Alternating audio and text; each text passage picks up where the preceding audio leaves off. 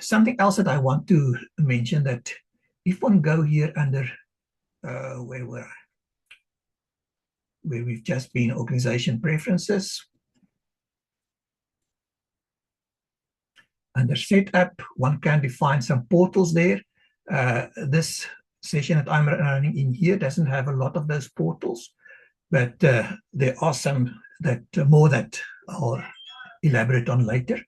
The first thing that I just want to emphasize is the portal of looking at appointment reminders.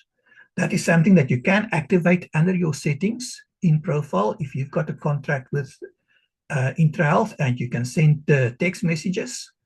Then you can send appointment reminders with very little setup. The advantage of appointment reminders is that you can catch more patients where there are no shows. You can reduce that. You can get confirmation for appointments. You can get cancellations.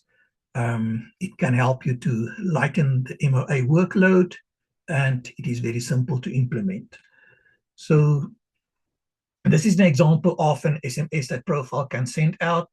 And it says, okay, this is a reminder that your appointment with whoever was with that clinic is at that date, and then you can reply with a 1 to confirm or a 2 to cancel. And if patients are using that, then the no-shows will drop and you will be more up to date with what is happening with patients, where do they need reminders.